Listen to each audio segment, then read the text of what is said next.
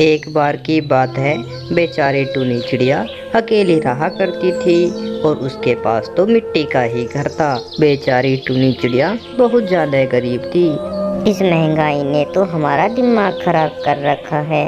मुझे कुछ ना कुछ करना होगा। कालू जमींदार के पास जाकर उनसे जमीन ले लूंगी और उसके बाद उसमें खेती कर कर अपना गुजारा कर लूंगी। उसके बाद टूनी चिड़िया जमींदार के पास जाती है। नमस्ते जमींदार जी, आज मैं आपके पास एक जरूरी काम से आई हूँ।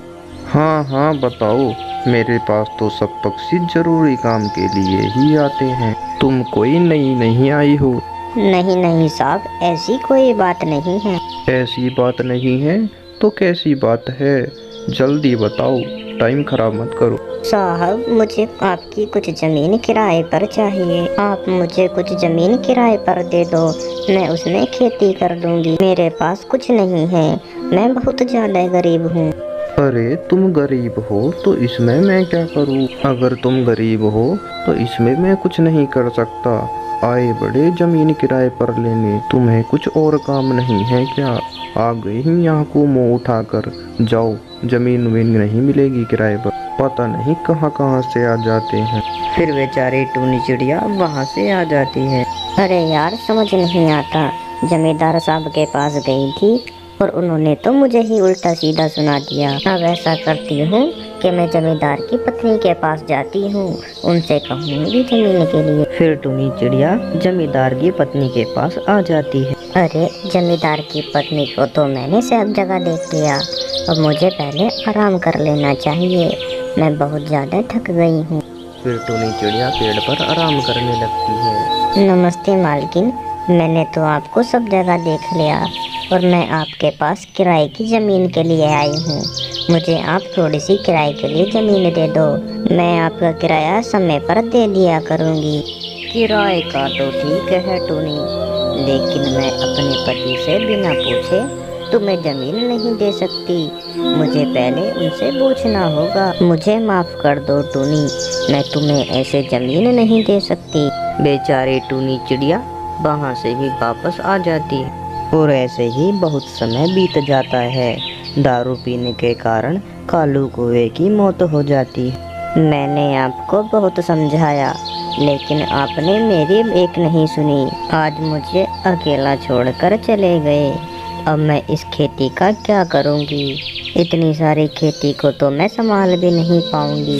कालू की पत्नी कालू को उठाकर अपने साथ ले जाती है। पहले तो कालू जमींदार जी ने मुझे ज़मीन देने से मना कर दिया था, लेकिन मुझे उनके पास दोबारा जाना चाहिए। क्या पता वे मेरी परेशानी देखकर मुझको ज़मीन दे दें। बेचारी टूनी चिड़िया जमींदार के पास चली जाती है। अरे मालकिन, कालू जी दिखाई नहीं दे रहे, कहाँ गए हैं वे? मैं उनसे ज़मीन लेने के लिए आई थी। अरे टूनी, तुम्हें नहीं पता क्या? कालू जी की दारू पीने की आदत के कारण उनकी मौत हो गई है। टूनी, तुमने ये तो अच्छा किया कि तुम यहाँ पर वापस आ गई। अब मैं तुम्हें किराए पर ज़मीन दे दूँगी। अरे मालकिन, क्या तुम सच कह रही हो? मैं तो ज़मीन के लिए ही आपके पास आई थी। और अब टूनी चिड़िया बहुत खुश थी। मालकिन, मैं आपकी परेशानी समझ सकती हूँ। बस कुछ ही दिन की बात है, मैंने फसल लगा दी है और ये कुछ दिनों में बड़ी हो जाएगी। फिर आपकी सारी दिक्कत दूर हो जाएंगी। फसल को पानी की ज़रूरत थी और बारिश भी पड़ गई थी। अब उसकी फसल को पानी की ज़रूरत पूरी हो गई थी और कुछ दिनों बाद टूनी चिड़िया अपने खेतों पर आती है। अरे वाह, आखिरकार मैंने कर दिखाया। मुझे अपने ऊपर पूरा विश्वास था। आखिरकार मेरी फसल हो गई। अब इस फसल को काटकर बाजार में बेच देता हूँ। उससे जो पैसे मिलेंगे उसमें से कुछ पैसे मालकिन को भी देने हैं। फिर टूनी चिड़िया मालकिन के घर के लिए चली जाती है। अरे टूनी, आज तुम्हारा मेरे घर आना कैसे हुआ? और जो तुमने मुझसे खेती ली थी उसमें तुम्हारी फसल कैसी हुई है? हाँ मालकिन, मैं इसी वजह से आपके पास आई हूँ। मेरी जो फसल हुई है उसमें से कुछ पैसे आप रख लो। मेरी फसल काफ़ी अच्छी हुई है। अरे टूनी, तुम्हारा बहुत बहुत धन्यवाद। मुझे पैसों की बहुत ज़्यादा आवश्यकता पड़ रही थी।